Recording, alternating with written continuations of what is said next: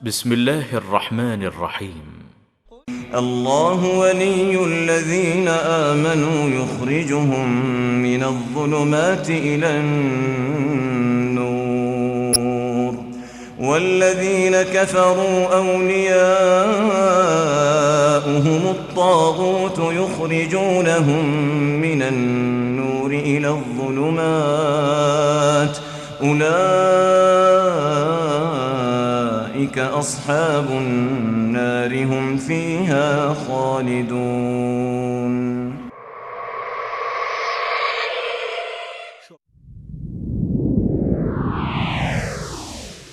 ہمارا پیغمبر یونس علیہ السلام ہم سے اجازت مانگے بغیر، ہم سے پوچھے بغیر اپنی بستی سے چل پڑا. وہ یہ سمجھا کہ شاید ہم اس بات پر قادر نہیں. حضرات، ہماری اس مجلس کے دوسرے خطیب ہیں فضیلت شیخ قاری خلیل الرحمن جاوید قاری صاحب.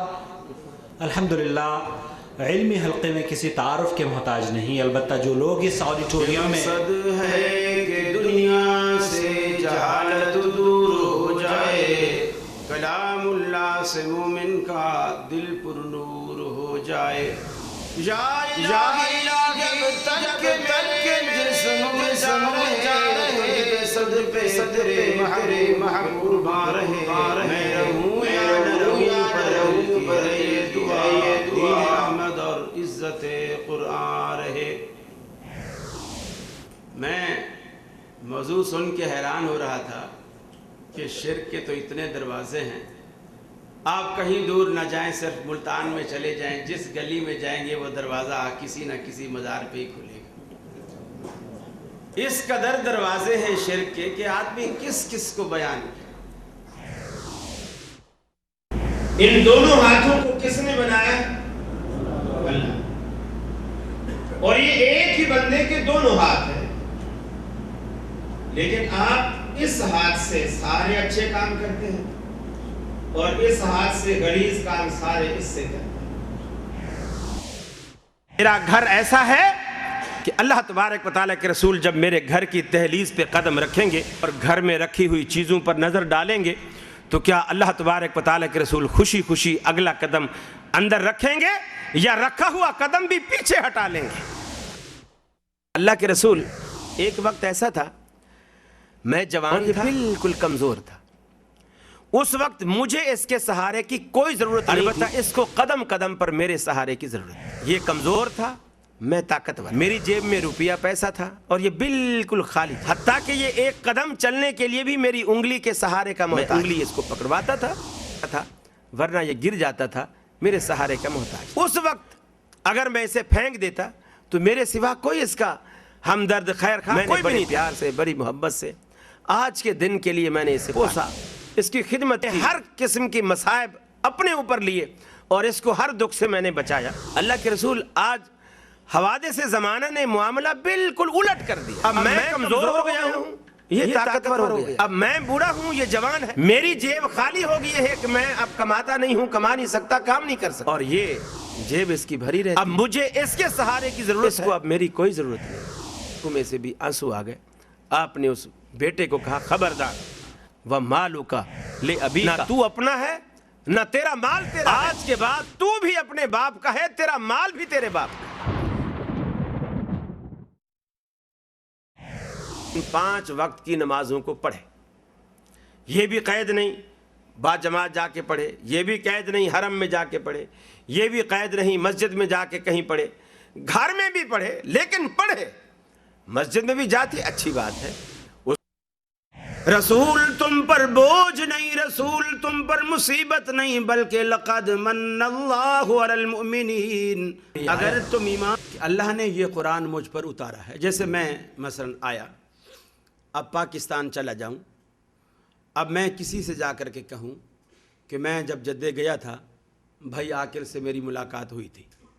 میں پاکستان جاؤں اور کسی کو کہوں کہ میں جب جدے گیا تھا بھائی عاقل سے میری ملاقات ہوئی تھی، تو کیا اس بات کا یہ مطلب ہے کہ عاقل بھائی کے سوا کسی سے میری ملاقات نہیں ہوئی تھی؟ اس بات کا یہ مطلب ہے؟ اگر میں کسی سے کہوں کہ جب میں جدے گیا تھا بھائی عاقل سے میری ملاقات ہوئی تھی، اس سے یہ تو ثابت ہو گیا کہ ہاں بھائی عاقل سے میری ملاقات ہوئی ہے، یہ بات قطعی ہے، ٹھیک. لیکن اس بات سے یہ نتیجہ نکالنا کہ کسی اور سے میں ملا ہی نہیں ہوں، یہ تو اس بات سے نہیں نکلتا نا. اللہ کے نبی نے کہا وَأُوحِیَ إِلَيَّ هَذَا الْقُرْآنُ، یہ قرآن مجھ پر وحی کیا گیا، ٹھیک ہے، یہ قرآن آپ پر وحی کیا گیا. اس سے یہ نتیجہ نکالنا کہ قرآن کے سوا کچھ وحی نہیں کیا گیا، یہ تو ثابت نہیں ہوتا.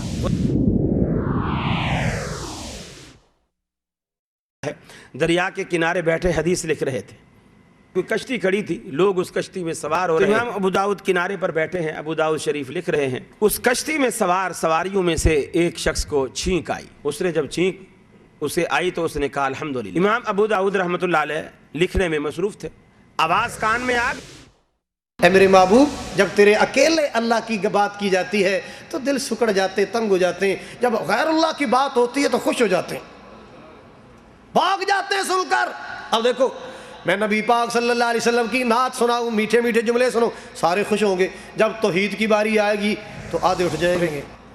جب میں میٹھے میٹھے جملے سناتا ہوں، صدقے واری جاو میں او دے حسن و جمال تو، واری جاو میں او دے حسن و جمال تو، جیدے آیا جگتے ہو گیاں خوشحالیاں، پیارا چہرہ زلفاں کالیاں. میں یہ روزیاں کون دیتا ہے؟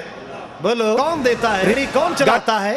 اور جب اللہ بچاتا ہے، دیتا اللہ ہے، تو سلیٹے بابا جی کے نام کی کیا معنی؟ اے لوگو، اللہ سے ڈر جاؤ. اللہ کی قسم، میں اولیاء کی تعظیم کرنے والا، میں بزرگوں کا ادب کرنے والا ہوں، مگر بزرگوں کے ادب کا یہ معنی نہیں کہ اللہ کی توحید کو فراموش کر دو. اپنی ہڈیوں کا رس پلا کر اپنے دل کے چین کو، کتنی ہی راتوں کو خالی، کتنی ہی راتوں کو خالی، پیٹ سو جاتی ہے ماں. صورت حسین یہ بدن ہے، اس کو بے جان ہونا پڑے گا.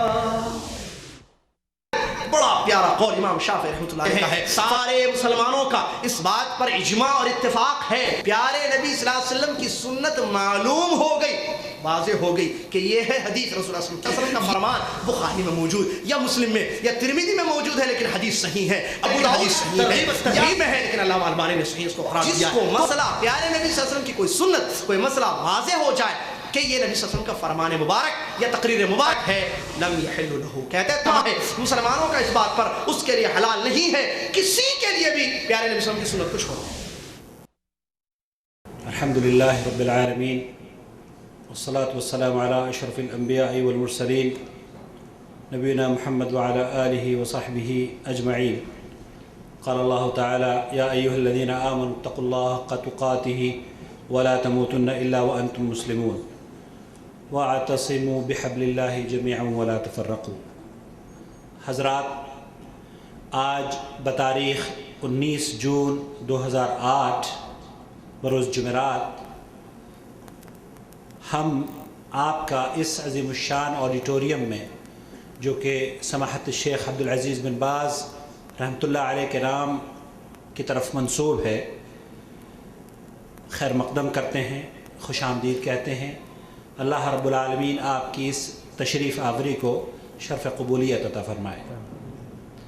حضرات، آج کی یہ نشست جدہ دعویٰ سینٹر حی السلامہ اور المکتب التعاونی للدعوہ والارشاد وتوعیۃ الجالیات شرق جدہ کے تعاون سے منعقد ہوئی ہے. اللہ رب العالمین ان اداروں کو اور ان اداروں کے ذمہ داران کو جزائے خیر عطا فرمائے. اس بابرکت شام میں انشاءاللہ تعالی 2 تقاریر ہوں گی. پہلی تقریر کا عنوان 4 امام ہیں، جسے ہم شیخ یاسر جابری حفظ اللہ سے سنیں گے، اور دوسری تقریر شرک کے دروازوں کے عنوان پر ہمارے مہمان خطیب فضیلت شیخ جناب قاری خلیل الرحمان صاحب موجود ہیں، ان سے انشاءاللہ سنا جائے گا. آج جن عناوین پر ہم یہاں تقاریر سننے کے لیے جمع ہوئے ہیں ان کے پیچھے کچھ وجوہات ہیں۔ گزشتہ ہفتے اردو نیوز میں ایسے کئی مضامین شائع ہوئے جن میں عوام الناس میں جن کی وجہ سے عوام الناس میں بے چینی سی پھیل گئی ہے۔ ہم نے الحمدللہ ان مضامین کا تعاقب بھی کیا ہے اور وہ کل آنے والے کل انشاءاللہ تعالی شاید شائع ہوگا، لیکن اس حساس موضوع کو 4 امام 4 مذاہب یا تقلید واجب ہے، اس حساس موضوع کو ہم یہ چاہ رہے تھے کہ ایک ایسی شخصیت سے اس پر گفتگو کی درخواست کی جائے جس نے اپنی عمر کے 4-5 سال مدینہ یونیورسٹی میں اسی خاص ٹاپک پر صرف کیے ہوں۔ آپ سمجھ گئے ہوں گے میرا اشارہ فضیلت شیخ یاسر جابری کی طرف ہے۔ فضیلت شیخ یاسر جابری نے خاص طور پر ان ائمہ کی جو زندگی ہے ان کے اوپر یا ان کی کاوشوں کے اوپر یا ان کے مذاہب کے اوپر 4 سال اپنی زندگی کے قیمتی الحمدللہ صرف کیے ہیں۔ اللہ رب العالمین شیخ کے عمل اور علم میں مزید اضافہ فرمائے، اور ہم اس سے الحمدللہ شیخ سے یہاں جدہ میں مستفید ہوتے رہتے ہیں۔ اسی لیے بغیر کسی تعارف کے، بغیر کسی تمہیدی مزید کلمات کے، میں شیخ سے درخواست کروں گا کہ تشریف لائیں اور 4 امام کے موضوع پر ہمیں اپنے خطاب سے مستفید فرمائیں۔ فلیتفضل فضیلت شیخ یاسر جابری۔ الحمدللہ رب العالمین والصلاة والسلام علی رسولہ الامین، اما بعد، اعوذ باللہ من الشیطان الرجیم، بسم اللہ الرحمن الرحیم۔ یا ایہا الذین آمنوا اتقوا اللہ حق تقاتہ ولا تموتن الا وانتم مسلمون۔ یا ایہا الناس اتقوا ربکم الذی خلقکم من نفس واحدہ وخلق منها زوجها وبث منهما رجالا كثيرا ونساء واتقوا الله الذي تساءلون به والأرحام إن الله كان عليكم رقيبا يا أيها الذين آمنوا اتقوا الله وقولوا قولا سديدا يصلح لكم أعمالكم ويغفر لكم ذنوبكم ومن يطع الله ورسوله فقد فاز فوزا عظيما۔ قال الله تبارك وتعالى اتبعوا ما أنزل إليكم من ربكم ولا تتبعوا من دونه أولياء قليلا ما تذكرون۔ وقال عز وجل يا أيها الذين آمنوا لا تقدموا بين يدي الله ورسوله واتقوا الله إن الله سميع عليم۔ قال الإمام أبو حنيفة رحمه الله تعالى إذا صح الحديث فهو مذهبي، ذكر هذا القول ابن عابدين في الحاشية۔ وقال الإمام مالك بن أنس رحمه الله تعالى إنما أنا بشر أخطي وأصيب فانظروا في رأيي فكل ما وافق الكتاب والسنة فخذوه وكل ما لم يوافق الكتاب والسنة فاتركوه۔ ذكر هذا القول ابن عبد البر في الجامع۔ وقال الإمام الشافعي رحمه الله تعالى أجمع المسلمون على أن من استبان له سنة من رسول الله أو سنة عن رسول الله صلى الله عليه وسلم لم يحل له أن يدعها لقول أحد۔ ذكر هذا القول الحافظ ابن القيم رحمه الله في أعلام الموقعين۔ وقال الإمام أحمد بن حنبل رحمه الله تعالى لا تقلدن ولا تقلدن مالكا ولا الشافعي ولا الأوزاعي ولا الثوري وخذ من حيث أخذوا۔ ذكر هذا القول ابن القيم رحمه الله في الأعلام۔ وقال الإمام محمد رحمه الله في كتابه المؤطأ أو مؤطأ أما أبو حنيفة رحمه الله فكان لا يرى في الاستسقاء صلاة، وأما في قولنا فإن الإمام يصلي بالناس ركعتين ثم يدعو ويحول رداءه أو كما قال رحمه الله۔ قابل احترام فضيلة الشيخ مہمان خصوصی فضیلۃ الشیخ قاری خلیل الرحمان حفظہ اللہ، اس کے علاوہ دیگر علماء کرام اور حفاظ اعظام و معزز سامعین، برادران اسلام، اسلامی ماں اور بہنوں اور عزیز بچوں، سب سے پہلے میں اللہ تبارک و تعالیٰ کی تعریف اور اس کی حمد اور اس کی بڑائی بیان کرتا ہوں، جس اللہ تبارک و تعالیٰ نے نہ صرف دنیا میں ہم کو پیدا کیا بلکہ ہماری رشد اور ہدایت کے لیے آسمان سے کتابیں اتاریں اور ہمارے درمیان ہمیں میں سے ایک رسول کو مبعوث کیا۔ سبحان اللہ و بحمدہ سبحان اللہ العظیم۔ اس کے بعد بے پناہ بے حد و حساب درود و سلام ہو پیارے نبی رحمت للعالمین محمد صلی اللہ علیہ وسلم پر، کہ جن کو اللہ تبارک و تعالیٰ نے آخری رسول اور نبی بنا کر، رحمت للعالمین بنا کر، مفسر قرآن بنا کر دین کو مکمل کرنے کے لیے مبعوث فرمایا۔ اللہم صلی علی محمد وعلی آل محمد کما صلیت علی ابراہیم وعلی آل ابراہیم انک حمید مجید۔ اللہم بارک علی محمد وعلی آل محمد کما بارکت علی ابراہیم وعلی آل ابراہیم انک حمید مجید۔ اس مختصر سی اللہ کی تعریف اور نبی علیہ السلام پر درود کے بعد معزز سامعین، جیسا کہ آپ کے سامنے بھائی محمد عاقل نے موضوع کی وضاحت کی، 4 امام الائمۃ الاربعہ، یہ آج کی میری اس تقریر کا موضوع ہے۔ موضوع کا تقاضا تو یہ ہے کہ اس کے لیے کافی زیادہ وقت دیا جائے اور باتوں کو تفصیل کے ساتھ مدلل طریقے سے بتایا جائے، لیکن جیسا کہ آپ جانتے ہیں وقت کیا ہو رہا ہے، اور اصل ہم جو آئے ہیں، بالخصوص میں اپنے بارے میں کہوں کہ میں آیا ہوں مہمان خصوصی فضیلۃ الشیخ قاری خلیل الرحمان، جن کو میں کیسٹوں میں سنتا تھا، آج میں بالمشافہ ان سے سننے کے لیے یہاں پر تشریف لایا ہوں، اور انشاءاللہ اللہ تعالیٰ سے یہ دعا ہے کہ اللہ تعالیٰ ہماری نیتوں کو پاک اور خالص کرے اور اہل علم کے علم سے مستفید ہونے کی ہم کو توفیق عطا فرمائے۔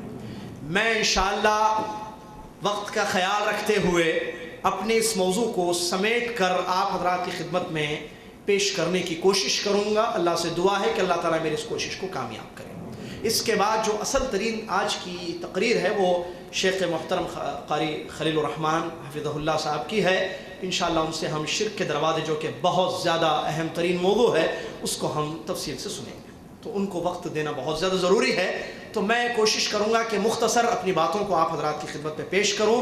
آپ سے گزارش ہے کہ موضوع بڑا حساس ہے، لہٰذا پوری توجہ دے کر میری تقریر کو آپ سماعت فرمائیں۔ اور جیسا کہ آپ جانتے ہیں میں کوئی خطیب یا مقرر یا علامہ یا فضیلۃ الشیخ نہیں، میں ایک طالب علم ہوں۔ یہ بھائی محمد عاقل کی محبت تھی کہ انہوں نے کچھ الفاظ زیادہ کہے میرے بارے میں، وگرنہ میں ایک چھوٹا سا طالب علم ہوں، ابھی دینی درسگاہ سے نکل کر آپ کی خدمت میں آیا ہوں۔ تو جو بھی باتیں ہم نے لی ہیں کتاب و سنت کی روشنی میں سیکھی ہیں، وہ اس موضوع سے جڑی ہوئی جو باتیں ہیں اس کو آپ کے سامنے میں رکھوں گا۔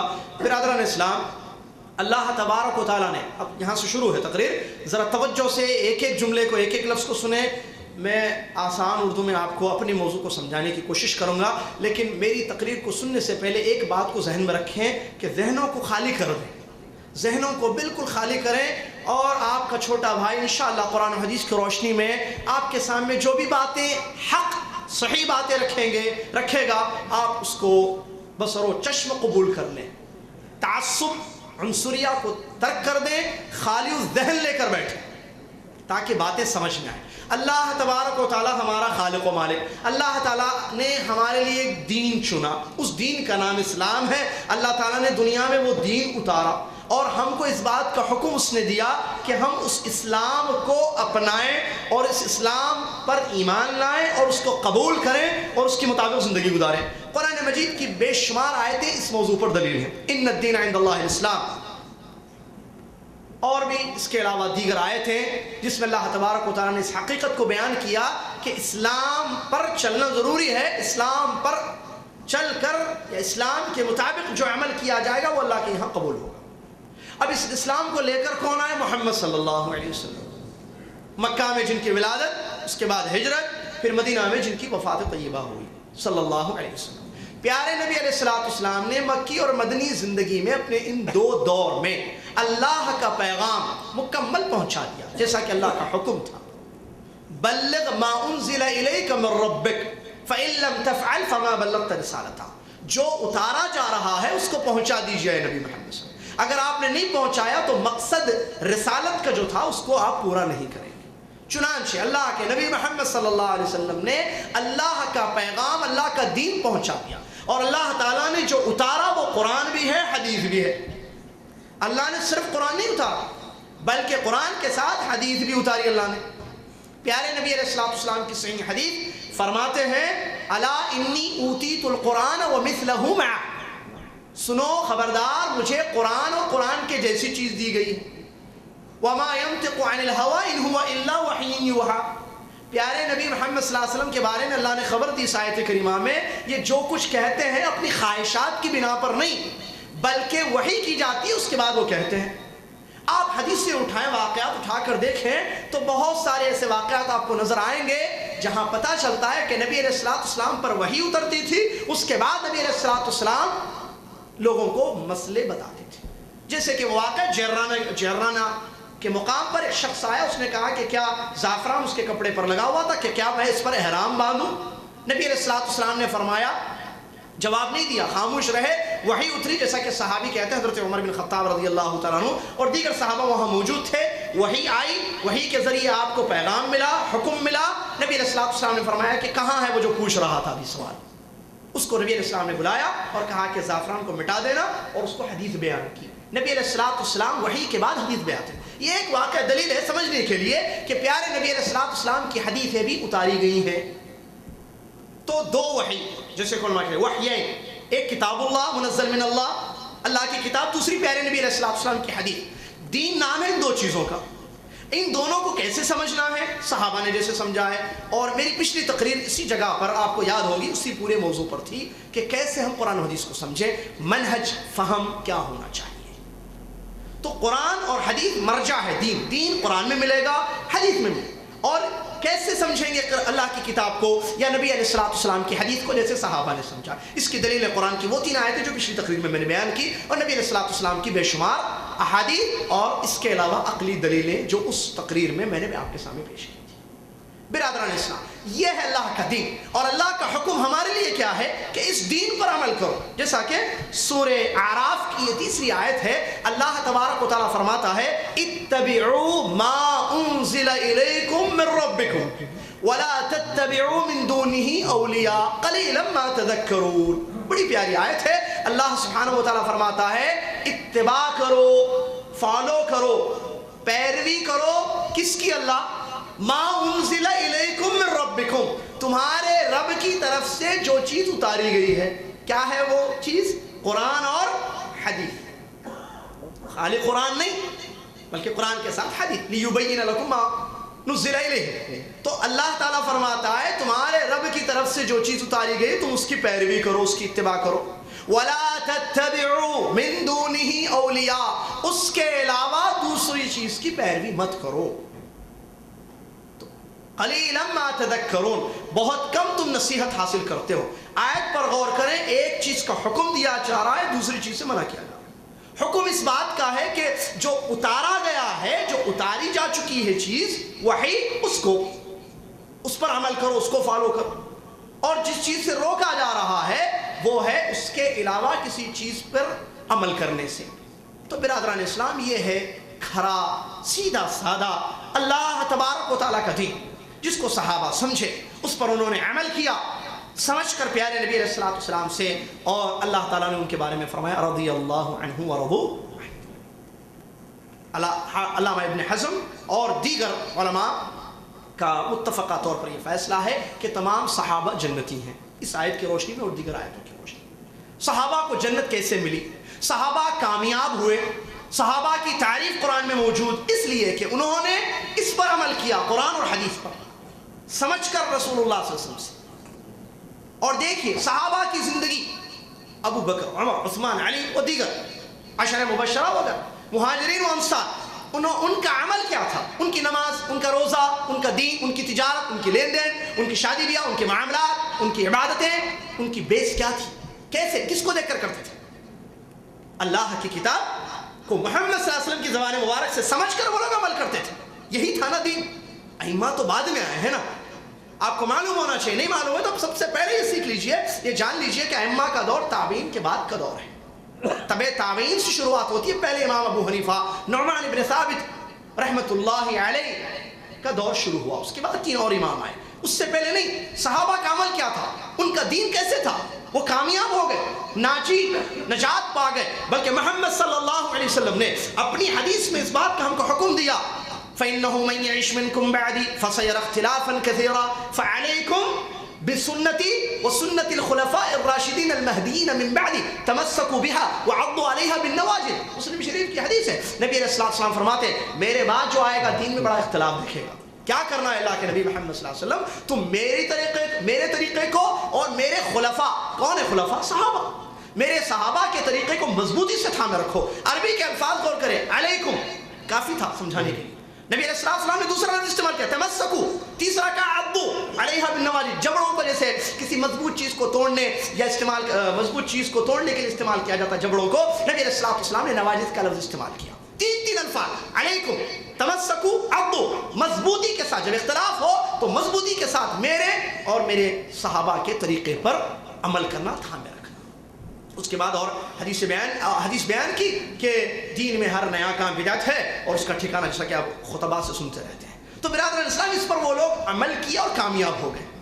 कोई निस्बतें नहीं, कोई झगड़ा नहीं, मसला मालूम नहीं होता। जैसे अबू बकर सिद्दीक़ रज़ियल्लाहु ताला अन्हु के पास एक दादी आती है, आकर पूछती है कि मेरे पोते के माल में से, पोतरे के, हमारी उर्दू के हिसाब से पोतरे के, फसी उर्दू पोता, बेटे का बेटा, उसके माल में मुझे दादी को कितना हिस्सा मिलेगा? अबू बकर सिद्दीक़ रज़ियल्लाहु ताला अन्हु को हदीस नहीं मालूम है। जाते हैं, सहाबा की जमात बैठी हुई है, पूछते हैं कि किसी को मालूम है हदीस मसला कि दादी को पोते के माल में कितना हिस्सा मिलेगा? मुगीरा बिन शुअबा सहाबी का नाम है रज़ियल्लाहु अन्हु, वो हदीस जानते थे मसला। उन्होंने बयान किया कि मुझे मालूम है प्यारे नबी अलैहिस्सलातु वस्सलाम ने अअताह सुदुस, छठा हिस्सा दिया है। सुदुस, पूरे माल का छठा हिस्सा दादी को नबी ने दिया है। वो जाते हैं, मसला बता देते हैं उसको। तो ऐसा था नबी अलैहिस्सलातु वस्सलाम की हदीसों पर अमल, अल्लाह की किताब पर अमल, नबी अलैहिस्सलातु वस्सलाम की हदीसों पर अमल उनका था। वो कामयाब हो गए, दौर खत्म हो गया। और इसी दौर के बारे में नबी अलैहिस्सलातु वस्सलाम की हदीस है, खैरुल कुरूनी क़र्नी सुम्मा लज़ीना यलूनहुम सुम्मा लज़ीना यलूनहुम, सबसे बेहतरीन ज़माना मेरा, उसके बाद के लोगों का, उसके बाद के लोगों का।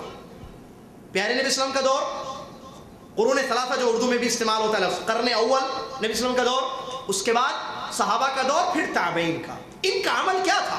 ताबईन का अमल क्या था? ताबईन दीन किससे सीखे? सहाबा से सीखे। सहाबा से उन्होंने कुरान को समझा, सहाबा से उन्होंने हदीसों को समझा और अमल किया। निस्बतें भी नहीं थी। यहाँ चेक कीजिए, कोई ताबी को लाकर बताइए मुझे किसी किताब में कि उन्होंने किसी सहाबी की तरफ अपनी निस्बत की हो, नहीं थी निस्बत। बहुत बातें हैं, जोड़कर बताने की बात है, तवज्जो दीजिए।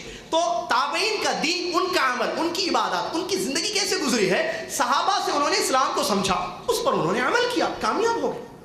सईद इब्न मुसय्यब रहमतुल्लाहि अलैह जैसे जलीलुल क़द्र ताबीन दुनिया में आए, अल्लाह से डरने वाले, इबादत करने। उनकी नमाज का तरीका क्या था? वो कैसे रोजा रखते थे? वो तिजारत कैसे करते थे? शादी ब्याह में उनका अमल क्या रहा? ये सारे मसाइल एक ही जवाब है, सहाबा से जो दीन उन्होंने सीखा था, किताब और सुन्नत, उस पर उनका अमल था। सहाबा ने किससे सुना? देखिए कनेक्शन, नबी अलैहिस्सलातु वस्सलाम को अल्लाह ने वही के जरिए दिया था। ताबईन कामयाब हो गए। उसके बाद दौर आया अइम्मा का। सबसे पहले इमाम आते हैं इमाम अबू हनीफा रहमतुल्लाह अलैह। कौन है ये? नुअमान इब्न साबित, जिनका नाम, जिनकी कुनियत अबू हनीफा रहमतुल्लाह अलैह। सन 80 हिजरी में इनकी पैदाइश और 150 हिजरी में तकरीबन हजरत इमाम अबू हनीफा रहमतुल्लाह अलैह की वफात होती। कौन है ये? ये इमाम है। इराक में इनकी पैदाइश हुई है और इन्होंने कुरान सीखा, इल्म सीखा, तफसीर का इल्म, हदीस का, फ़िक़्ह का, मशहूर फ़क़ीह हैं। इमाम शाफ़ी रहमतुल्लाह अलैह कहते हैं इनके बारे में, अन्नासु अयालुन अला फ़िक़्ह अबू हनीफा औ कमा क़ाल रहमहुल्लाह। कहते हैं फ़िक़्ह को समझने के लिए लोगों को ज़रूरत है इमाम अबू हनीफा रहमतुल्लाह अलैह की। मशहूर फ़क़ीह, आलिम दीन अपने ज़माने के आए हैं ये। इन्होंने हदीसें ली, जितनी हदीसें इनको मिली सहाबा के ज़रिए। वो सहाबा जो हिजाज से, मक्का मदीना से कहाँ गए हैं? عراق گئے کیونکہ یہ عراق میں رہے ہیں. کون؟ حضرت امام ابو حنیفہ رحمۃ اللہ علیہ. دیکھیے کتنے اللہ والے اور کتنا اللہ کا ڈر ان کے دل میں تھا. انہوں نے عمل کیا. ایک مجتہد امام گزرے ہیں جیسا کہ شیخ الاسلام. کوئی یہ نہ سمجھے کہ نہیں یہ امام نہیں گزرے ہیں, ان کو ہم نہیں مانیں گے, ان کے بارے میں برا بھلا نہ کہے. شیخ الاسلام ابن تیمیہ سے زیادہ ہم دین نہیں جانتے ہیں. شیخ الاسلام ابن تیمیہ رحمۃ اللہ علیہ کی مشہور کتاب رفع الملام عن ائمۃ الاعلام میں تعریف کی ہے اور ان لوگوں کے بارے میں بتایا ہے جو لوگ انگلی اٹھاتے ہیں ائمہ کے بارے میں یا غلط بیانی کرتے ہیں, ان کی تردید کی ہے شیخ الاسلام ابن تیمیہ رحمۃ اللہ علیہ. اور آج تک سلفی علماء کا یہ حال ہے کہ وہ تردید کرتے ہیں, برا بھلا نہیں کہتے ہیں, بلکہ حقیقت کو لوگوں کے سامنے بیان کرتے ہیں جیسا کہ آپ کے سامنے بیان کیا جا رہا ہے. امام ابو حنیفہ رحمۃ اللہ علیہ کے پاس جو حدیثیں آتی, وقت کے عالم ہیں, آپ کو معلوم ہے محلے میں حافظ صاحب سے آپ مسئلہ پوچھتے ہیں, محلے میں کوئی مولوی ہو جو طالب علم ہو کسی دینی ادارے کا تو مسئلہ پوچھنا ہے تو کیا کرتے ہیں, بیٹا تم مدرسے میں پڑھتے ہو بتاؤ یہ کیسے کرنا ہے نا. تو یہی حال وہاں تھا. عراق کے لوگ جو مسلمان تھے وہ اپنے سب سے زیادہ جاننے والے, اپنے سے زیادہ جاننے والے امام ابو حنیفہ رحمۃ اللہ علیہ کے پاس جاتے, ان سے مسئلہ پوچھتے. امام ابو حنیفہ رحمۃ اللہ علیہ کو جو حدیثیں ملی اس حدیث کی روشنی میں وہ فتویٰ دیتے تھے. جو حدیثیں امام ابو حنیفہ رحمۃ اللہ تک نہیں پہنچی وہ وہاں اجتہاد کرتے تھے. سوال, کیا ایسے ہو سکتا ہے کہ امام ابو حنیفہ رحمۃ اللہ علیہ تک کوئی حدیث نہ پہنچی ہو؟ بالکل. میں شروع میں اشارہ کر دیا, مسئلہ سمجھنا. ابو بکر صدیق رضی اللہ تعالیٰ عنہ کو ساری حدیثیں نہیں معلوم تھی. مسئلے کو سمجھیں. حضرت عمر کو ساری حدیثیں نہیں معلوم تھی. ابو بکر کی ابھی مثال دی میں نے, ایک دادی اپنا حصہ مانگنے کے لیے آئی, ابو بکر رضی اللہ عنہ کو حدیث نہیں معلوم, لیکن دوسرے صحابی کو معلوم ہے. کون ہے وہ؟ مغیرہ بن شعبہ رضی اللہ عنہ. انہوں نے مسئلہ بتایا, انہوں نے جواب دے دیا. عمر بن خطاب کے بارے میں پڑھ کر دیکھیے سیرت, کہتے ہیں میں اور میرے انصاری ساتھی ہم دونوں نے یہ طے کیا تھا کہ ایک دن میں چاہوں گا نبی صلی اللہ علیہ وسلم سے حدیثیں سنوں گا, اور دوسرے دن میں اپنے کاروباری مسائل میں الجھ جاؤں گا, میں کاروبار میں اپنے جو تجارتی مسائل ہیں اس میں لگ جاؤں گا. اے میرے انصاری ساتھی تم جانا اور دین سیکھنا, نبی علیہ الصلوۃ والسلام سے حدیثیں لینا. چم دو حدیثیں لوگے جو سیکھو گے وہ مجھے بتانا, اور میں جو سیکھوں وہ تم کو بتاؤں گا. ایسے ہم باری باری کر لیتے ہیں. عمر بن خطاب رضی اللہ عنہ کے بارے میں مشہور ہے. آپ حدیث کی کتابیں اٹھا کر دیکھیے, سب سے زیادہ نام کس صحابی کا آپ کو ملتا ہے؟ جی ابو ہریرہ, عن ابی ہریرہ, عن ابی ہریرہ قال ابو ہریرہ, عن ابی ہریرہ. کیوں؟ اس لیے کہ وہ نبی صلی اللہ علیہ وسلم کے ساتھ زیادہ وقت رہتے تھے, چنانچہ ان سے سب سے زیادہ حدیث روایت ہے. لیکن ایسا نہیں ہوا پیارے نبی صلی اللہ علیہ وسلم کی دور نبوت میں کہ آپ نے کوئی حدیث بیان کی ہو اور کسی صحابی نے نہ سنی ہو. ایسا نہیں ہوا. کوئی نہ کوئی صحابی ضرور پڑھ. تو صحابہ کے پاس علم تھا, لیکن ایسا نہیں کہ ایک ابو بکر صدیق کے پاس ساری حدیثیں معلوم ہو, کوئی ایک حدیث بھی چھوٹ گئی ہو ان سے, ایسا نہیں. ایسے ہوا ہے جیسے ابھی واقعہ میں نے بیان کیا. عمر بن خطاب کے بارے میں مشہور ہے کہ ایک آدمی آتا ہے ان کے پاس سلام کرتا ہے, وہ اپنے گھر میں مشغول تھے, سلام کرتا ہے, جواب نہیں ملتا ہے, آنے کی اجازت نہیں ملتی ہے. دوبارہ اس نے سلام کیا, پھر بھی اجازت نہیں ملی. تیسری مرتبہ اس نے سلام کیا اور جب اجازت نہیں ملی تو وہاں سے جانے لگا. عمر بن خطاب رضی اللہ عنہ دوڑ کر واپس آئے, کہہ رہے کیوں جا رہے ہو تم؟ تو اس نے فوراً حدیث پیش کر دی, کہا کہ میں نے پیارے نبی صلی اللہ علیہ وسلم سے یہ سنا ہے کسی کے گھر پہ جاؤ 3 مرتبہ سلام کرو, اجازت لو, اجازت ملے تو اندر داخل ہو جانا ورنہ واپس آئے. کہا کہ یہ کہاں سنی تم نے حدیث, بتاؤ مجھے. عمر کو نہیں معلوم ہے, ابھی اس وقت تک نہیں معلوم ہے عمر بن خطاب. کہا کہ یہ تو مدینہ کا بچہ بھی جانتا ہے حدیث. اس کے بعد وہ گئے, تحقیق کی اور اپنے بھائی کو یہ کہہ کر چھوڑا کہ میں نے تم کو جھوٹا نہیں سمجھا. لوگ احتیاط کریں نبی صلی اللہ علیہ وسلم کی حدیث بیان کرنے میں, ایسے نہیں کہ منہ کھول کر بول دے حدیث میں ایسا ہے رسول صلی اللہ علیہ وسلم نے فرما دیا. نہیں, چیک کرے تھے, واقعی پتہ ہو تو بولے ورنہ نہیں بولے, کیونکہ نبی صلی اللہ علیہ وسلم کی وعید ہے من کذب علی متعمدا فلیتبوأ مقعده من النار. نبی صلی اللہ علیہ وسلم کی حدیث ہے کہ جو جھوٹ باندھے مجھ پر, اور ایک روایت اس روایت کی وضاحت کرتی ہے جس میں یہ الفاظ ہے ما لم اقل ہو, ایسی بات کہتا ہے جو میں نے نہیں کہی ہے تو اس کو چاہیے کہ وہ اپنا ٹھکانہ جہنم میں بنا لے. لہٰذا حضرت عمر کو نہیں معلوم تھی حدیث, 3 مرتبہ سلام کرنے کی بعد میں معلوم ہو گئے. برادران اسلام, ابو بکر عمر کون؟ خلفاء, صحابہ, عشرہ مبشرہ اور مدینہ میں رہنے والے صحابہ. ان کو جب کوئی حدیث نہیں معلوم تھی تو کیا یہ پاسبل نہیں ہے, کیا اس کا امکان نہیں ہے کہ عراق میں رہنے والے بہت بڑے امام ابو حنیفہ رحمۃ اللہ علیہ کو کچھ حدیثیں نامعلوم ہوں؟ پاسبلٹی ہے. مسئلہ سمجھ میں آ گیا. تو امام ابو حنیفہ رحمۃ اللہ علیہ کے پاس جب کوئی مسئلہ آتا تو وہ حدیث دیکھتے, قرآن کی آیت. قرآن کی آیت حدیث ان کے پاس نہیں ہوتی, کیونکہ قرآن کیسے سمجھیں گے؟ حدیث سے. حدیث کے بغیر قرآن نہیں سمجھ سکتے. تو حدیث نہیں معلوم ہوتی تو وہ اجتہاد کرتے, اجتہاد کی کوشش کرتے. عام اسلامی مزاج کیا ہے؟ عام آیتوں اور عام وہ حدیثیں جو ان تک پہنچی تھی اس کی روشنی میں وہ اپنے اجتہاد کی بیس پر فتویٰ دیتے. اور غور سے سنیے اس مسئلے کو, اہل علم جانتے اچھی طریقے سے, لاجتہاد مع النص, نص کی روشنی میں اجتہاد نہیں ہوگا. یعنی جو مجتہد اجتہاد کر کے مسئلے کا جواب دیتے ہیں یہ کب دیں گے؟ جب ان کے پاس حدیث نہ پہنچی ہو. حدیث پہنچے تو کس کی روشنی میں جواب دیں گے؟ حدیث کی. تو حدیث نہیں پہنچنے کی صورت میں ہوگا. اسی لیے علماء نے قاعدہ بنایا, اصولی قاعدہ کہا, لاجتہاد مع النص, نص موجود ہو آیت یا واضح حدیث, پھر اجتہاد نہیں کیا جا سکتا ہے. اب نص موجود نہیں ہے, امام ابو حنیفہ رحمۃ اللہ اجتہاد کرتے اور اپنے اجتہاد کی بیس پر فتویٰ دیتے تھے. دیکھو میں یہ اجتہاد کر رہا ہوں, مثال کے طور پر نبی علیہ الصلوۃ والسلام نے رفع الیدین کے سلسلے میں جو احادیث اجتہاد کیا, حدیثیں نہیں پہنچی ہیں, بتا رہا ہوں میں آپ کو دلائل کے روشنی. تو انہوں نے کیا کہا, نہیں شروع میں تو اللہ اکبر کہنا ہے وہ حدیث, اس کے بعد نہیں کریں گے اللہ رفع الیدین. استسقاء جانتے ہیں آپ, بارش طلبی کے لیے نماز پڑھی جاتی ہے, 2 رکعت نماز پڑھی جاتی ہے, پڑھی ہوگی آپ نے. بارش نہ ہو تو لوگ نماز پڑھتے, اس کا نام ہے صلاۃ استسقاء, اس کے بعد دعا کی جاتی ہے. لیکن امام ابو حنیفہ رحمۃ اللہ علیہ تک صلاۃ والی حدیث نہیں پہنچی تھی. اب عام مسئلے تھے, معلوم تھے, آئے تھے کہ مشکل ہو تو دعا کرنے ہیں. تو انہوں نے کیا کیا, استسقاء کا جب بھی مسئلہ ہوتا, بارش نہیں ہوتی, وہ کہتے دعائیں کرو. ان کا یہ فتویٰ تھا کہ نماز نہیں ہوگی صلاۃ استسقاء, کیونکہ نہیں ملی حدیث. فتویٰ کیا دیا انہوں نے, دعائیں کرو. مشکل ہے, بارش نہیں ہو رہی نا, اللہ سے مانگو. امن یجیب المضطر اذا دعا وقال ربکم ادعونی استجب لکم اذا سألک عبادی عنی فانی قریب اجیب دعوۃ. یہ عام جو نصوص ہے اس کو بنیاد بنا کر انہوں نے کہا کہ ٹھیک ہے, مشکل ہے, قوم کی بڑی پریشانی ہے, بارش نہیں ہو رہی ہے, لہذا اللہ سے مانگیں گے. تو حدیث نہیں ہونے کی سلسلے میں انہوں نے فتویٰ دے دیا اجتہاد پر.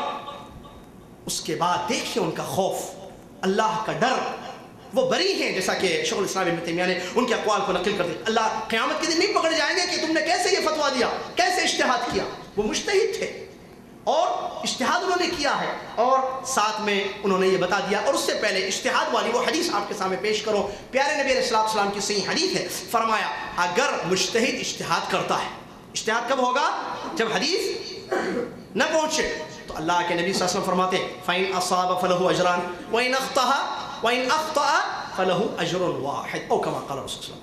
اگر اس کا اجتہاد اس حدیث کی روشنی میں صحیح نکل جائے جو حدیث نہ پہنچی ہو, تو اس کو ڈبل نے کیا, 2 نے کیا. ایک حق سے مل گیا اجتہاد, اور دوسرا اجتہاد کیا, 2 نے کیا. اگر اجتہاد غلط نکل گیا بصورت دیگر, یعنی وہ حدیث جو نہیں پہنچی امام تک, ان کا اجتہاد اس حدیث کے خلاف ہو گیا, تب کیا ہے, پیارے نبی نے فرمایا اجتہاد کا اجر تو ضرور ملے گا, وہ غلطی اللہ تعالیٰ معاف کر دے گا. صحیح حدیث, واضح مسئلہ ہے. تو انہوں نے اجتہاد کیا, اور ساتھ میں کیا کہا اور کیوں کہا, سنیے ان کے کچھ اقوال. سب سے پہلا قول, حافظ ابن عابدین اپنی کتاب حاشیہ میں امام ابو حنیفہ رحمۃ اللہ علیہ کا بڑا پیارا قول, بہت پیارا قول بیان کرتے ہیں. اس قول کو سنیے اور سمجھیے, اصلی حنفی معلوم ہو جائے گا. اذا صح الحدیث فهو مذہبی, جب حدیث صحیح ہو جائے وہ میرا مذہب ہے, مسلک ہے. حدیث صحیح ہو جائے, جو صحیح حدیث پہنچ جائے, سمجھ لو وہی میرا مسلک ہے. بتائیے میں اگر کہوں تو غلط نہیں, شیخ صاحب موجود ہیں, اگر غلط بولوں تو وہ میری اصلاح تصلیح کر دیں, نشاندہی کر دیں, جزاک اللہ خیر. اصلی حنفی آج وہ ہے جو قرآن اور حدیث پر عمل کرتا ہے. نسبت نہ کرے الگ بات ہے, نسبت کرنی بھی نہیں, لیکن اصلی یہی ہے, کیونکہ امام کا قول یہی ہے. دیکھیے کہاں ہے یہ قول. دوسرا قول پر فرماتے ہیں, دوسرا قول لا يحل لأحد ان يأخذ بقولنا ما لم يعلم من اين اخذنا. یہ قول ابن عبد البر نے اپنی کتاب الانتقاء میں نقل کیا ہے. فرماتے ہیں امام ابو حنیفہ رحمۃ اللہ علیہ, کسی آدمی کے لیے حلال نہیں ہے, یہ امام کے قول ہیں جو نقل کیے گئے ہیں, کسی آدمی کے لیے جائز اور حلال نہیں ہے کہ وہ میرے قول کو لے لے, میرے فتوے کو, میرے مسئلے کو. کب تک, جب تک اس کو یہ پتہ نہ ہو کہ میں نے کہاں سے بیان کیا ہے. کہاں ہیں محبت کرنے والے, نسبتیں کرنے والے میرے بھائی, بتائیے. اللہ کے کوئی اختلاف کی مسئلہ نہیں, مسئلہ سمجھنا ہے. دل, میں نے شروع میں کہا ذہن کو صاف رکھنا. ہم سب ایک ہیں, ہم سب ایک ہیں, سمجھ الگ ہے, طریقے الگ ہو گئے ہیں, ان طریقوں کو ایک کرنے کی ضرورت ہے. اور وہ ایک ہی صورت میں ہو سکتے ہیں, ایک پلیٹ فارم پر پوری دنیا کے مسلمانوں کو دعوت دی جائے. آؤ اللہ کی کتاب کی طرف, آؤ اللہ کے نبی محمد صلی اللہ علیہ وسلم کی حدیث کی طرف, سمجھیں گے اس کو, ان 2 چیزوں کو, ویسے جیسے صحابہ کی جماعت نے سمجھا ہے. امام ابو حنیفہ رحمۃ اللہ کہتے ہیں حرام, جائز نہیں ہے, لا یحل کہتے ہیں حلال نہیں ہے. میری فتوے پر, میرے مسئلے پر عمل کرے جب تک کہ اس کو یہ پتہ نہ ہو کہ میں نے کہاں سے بیان کیا. اللہ اکبر، یہ ہے تقویٰ۔ تیسرا قول ان کا سنیے، ان کے ایک شاگرد ابو یوسف ہے، جانتے ہیں، مشہور، ان کا نام کیا تھا؟ یعقوب۔ وہ کیا کرتے تھے؟ ابو حنیفہ رحمۃ اللہ علیہ کے جو مسئلے وہ رائے کی بیس پہ بتاتے تھے، قیاس اجتہاد کرتے تھے، فوراً لکھتے تھے۔ تو ابو حنیفہ رحمۃ اللہ علیہ نے کیا فرمایا؟ ویحک یا یعقوب، اے یعقوب تمہاری بربادی ہو۔ ویحک ایک لفظ استعمال کیا، کیا ہو گیا؟ تمہاری خرابی ہو۔ لا تکتب کل ما تسمع منی، مجھ سے جو بھی سنو وہ مت لکھو، مجھ سے جو بھی سنو وہ مت لکھو۔ کیوں؟ فإنی قد أرى الرأي اليوم وأتركه غدا وأرى الرأي غدا وأتركه بعد غد، اس لیے کہ مجھے ایک رائے سمجھ میں آتی ہے، اس کی بیس پر میں فتویٰ دے دیتا ہوں، کل مجھے وہ رائے صحیح سمجھ میں نہیں آتی، ایک دوسری رائے اچھی لگتی ہے، میں وہ دوسری رائے پر فتویٰ دیتا ہوں، اور ترسوں تیسری رائے پر فتویٰ دیتا ہوں۔ لہذا تم میری آراء کو جمع نہ کر دینا کہ لوگ مسلک نہ بنا دینا۔ اللہ اکبر، یہ ہے امام کا خوف، امام کا ڈر۔ برادران اسلامی، ابو حنیفہ رحمۃ اللہ، اور ان اقوال کو نقل کیا گیا ہے، بات ذہن میں رکھیں، ورنہ ایسا نہیں ہے کہ امام ابو حنیفہ رحمۃ اللہ علیہ کی لکھی ہوئی کوئی کتاب موجود ہو۔ ان کے اقوال کو ان کے شاگردوں نے، ان میں مشہور امام ابو محمد جن کی کتاب موطا ہے، اور امام ابو یوسف جن کا نام یعقوب ہے، ان دونوں نے ان کے مسلک کو، ان کے اقوال کو پھیلایا ہے، جو کتابوں میں آج آپ کو نظر آتے ہیں۔ ورنہ چیک کریں تو کوئی ایک ایسی کتاب ابو حنیفہ رحمۃ اللہ علیہ سے ثابت نہیں ہے کہ نسبتاً کہ انہوں نے لکھی ہو۔ ایک کتاب کی طرف نسبت کی گئی ہے، تحقیق کے بعد پتہ چلا ہے کہ وہ بھی نبی ابو حنیفہ رحمۃ اللہ علیہ سے ثابت نہیں ہے کہ انہوں نے درج کی۔ بہرحال اپنے وقت کے بڑے امام، بڑے اللہ والے، بڑے اچھے عالم گزرے ہیں، اور ان کا یہ تقویٰ، ان کا خوف ہے کہ انہوں نے لوگوں سے یہ کہہ دیا کہ صحیح حدیث میرا مسلک ہے، میری رائے پر عمل مت کرنا، اور میری رائے پر عمل کرتے ہوئے تم ان چیزوں کو نوٹ مت کرنا۔ نوٹ کرنے سے بھی ابو حنیفہ رحمۃ اللہ علیہ نے منع کر دیا، اور یہ بھی کہا کہ کسی آدمی کے لیے اس وقت تک حلال نہیں ہے میری بات پر عمل کرنا جب تک وہ میرے ماخذ کو نہ دیکھے کہ میں کہاں سے لے کر مسئلے کو بتا رہا ہوں۔ اس سے ان کا خوف ظاہر ہوتا ہے، ٹھیک ہے۔ اس کے بعد دوسرے امام مالک رحمۃ اللہ علیہ کو غور کیجئے، کیونکہ ان کو ماننے والے بھی کافی ہیں جو یہ سمجھتے ہیں کہ انہوں نے جو بتا دیا وہی آخری لکیر ہے، آخری بات ہے۔ امام ابو حنیفہ، امام مالک رحمۃ اللہ علیہ کی بھی کچھ ایک دو قول آپ کے سامنے میں پیش کروں۔ امام مالک رحمۃ اللہ علیہ کا بڑا پیارا قول ہے، کہتے ہیں انما انا بشر اختی و اصیب، سنو بے شک میں ایک بشر ہوں، ایک انسان ہوں، میں غلطی بھی کرتا ہوں، میں صحیح بات بھی بتاتا ہوں، لہٰذا فانظروا فی رأیی، میری رائے پر غور کرو، میری رائے، میرا فتویٰ، میرا مسئلہ اگر کتاب و سنت سے مل جائے، موافقت کرے، تو ایسی صورت میں میری بات پر عمل کرنا، کیونکہ تو اصل عمل قرآن و حدیث پر ہو رہا ہے وہ، اور اگر میری بات کتاب و سنت کے خلاف ہو جائے تو ایسی صورت میں میری بات کو فترکوہ، چھوڑ دینا۔ اس قول کو بھی اپنی کتاب الجامع میں ابن عبد البر رحمۃ اللہ علیہ جو مشہور عالم گزرے ہیں، فقیہ گزرے ہیں، انہوں نے اس قول کو نقل کیا ہے۔ ایک دوسرا قول انہی کا ایک اسی کتاب میں موجود ہے، وہ قول امام مالک رحمۃ اللہ علیہ کا یہ ہے، لیس لأحد بعد النبی صلی اللہ علیہ وسلم الا ویؤخذ من قوله ویترک الا النبی صلی اللہ علیہ وسلم، وفی روایہ واشار الی قبر نبی صلی اللہ علیہ وسلم۔ فرماتے ہیں پیارے نبی صلی اللہ علیہ وسلم کے بعد، اقوال کو غور کیجئے، جملوں کو، پیارے نبی صلی اللہ علیہ وسلم کے بعد دنیا میں ہر شخص کی بات کو قبول بھی کیا جائے گا اور چھوڑا بھی جائے گا سوائے محمد صلی اللہ علیہ وسلم۔ ان کی بات کو لینا تو واجب، چھوڑنا جائز نہیں۔ کیوں؟ اس لیے کہ یہ رب العالمین کا حکم ہے کہ رحمت للعالمین کی بات کو چھوڑا نہیں جائے گا۔ ما آتاکم الرسول فخذوه وما نهاكم عنه فانتهوا فلا وربك لا يؤمنون حتى يحكموك فيما شجر بينهم ثم لا يجدوا في انفسهم حرجا مما قضيت ويسلموا تسليما۔ بہرحال یہ امام مالک رحمۃ اللہ علیہ کا قول ہے۔ امام شافعی رحمۃ اللہ علیہ اس کے بعد آتے ہیں۔ امام شافعی رحمۃ اللہ علیہ کا بھی بڑا پیارا قول ہے جس کو حافظ ابن قیم رحمۃ اللہ علیہ نے اپنی کتاب، مشہور کتاب اعلام الموقعین میں، اعلام الموقعین الرب العالمین، بڑی پیاری کتاب ہے۔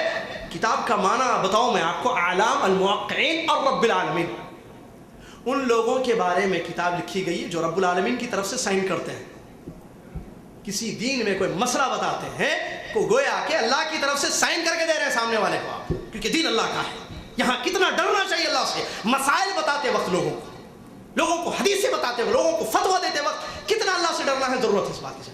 تعجب کیا میں نے جب شروع میں اس کتاب کے معنی کو دیکھا، موقع توقیع کہتے ہیں سائن کو۔ ابن قیم رحمۃ اللہ علیہ کیا کتاب کا نام لکھے ہیں؟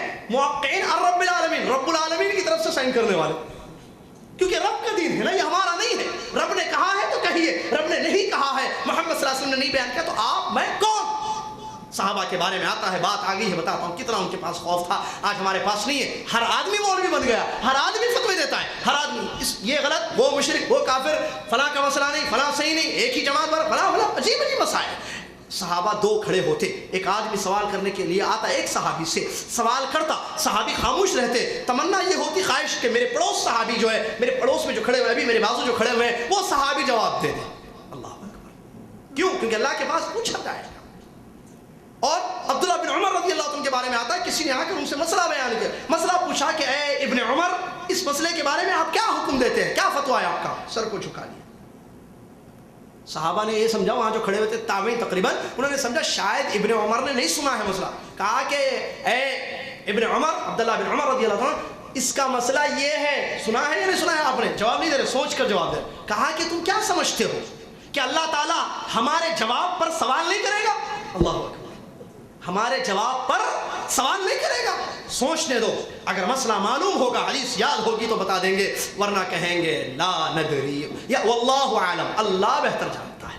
یہ ہے تقوی کا۔ بہرحال امام شافعی رحمۃ اللہ علیہ کا قول میں بتا رہا تھا آپ کے سامنے برادران اسلام، کہتے ہیں اجمع المسلمون علی ان من استبان له سنة عن رسول اللہ صلی اللہ علیہ وسلم فلا لم يحل له ان يدعها لقول احد۔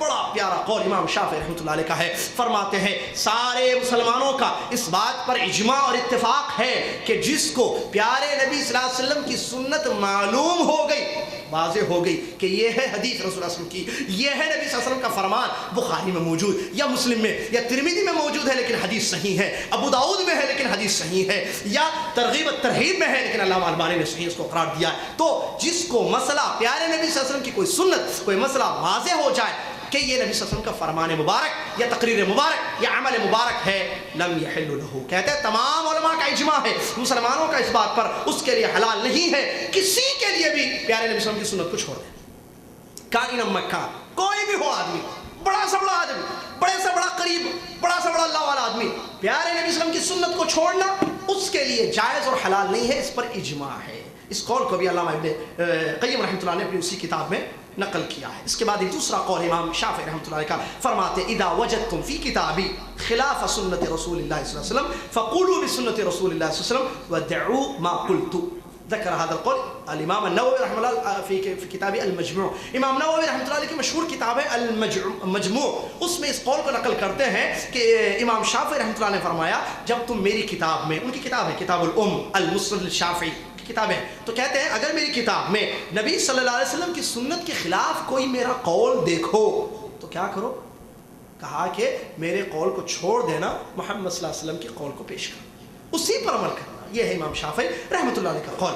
اور اسی طریقے سے ابن عساکر ابو نعیم نے امام شافعی کے ایک تیسرے قول کو نقل کیا ہے جس میں انہوں نے یہ فرمایا کل ما قلت فکان عن النبی صلی اللہ علیہ وسلم خلاف قولی مما یصح فحدیث النبی صلی اللہ علیہ وسلم اولا فلا تقلدونی۔ امام شافعی رحمۃ اللہ علیہ میں کوئی بھی قول بتاؤں، میں کوئی بھی فتویٰ دوں، تم دیکھو پیارے نبی صلی اللہ علیہ وسلم کی حدیث کیا ہے، اگر نبی صلی اللہ علیہ وسلم کی حدیث میرے قول کے خلاف ہے تو نبی صلی اللہ علیہ وسلم کی حدیث اولا ہے، زیادہ بہتر ہے، یہ واجب ہے کہ ان کی بات کو لیا جائے اور میری بات کو چھوڑ دیا جائے، اور میری تقلید مت کرنا، کہتے ہیں میری تقلید مت کرنا۔ امام احمد ابن حنبل رحمۃ اللہ علیہ مشہور امام ہے، المسند ان کی بہت مشہور ہے جس میں 40,000 حدیثیں انہوں نے جمع کی ہیں، جس میں صحیح اور ضعیف دونوں قسم کی حدیث صحیح حدیث مبارکہ ہیں۔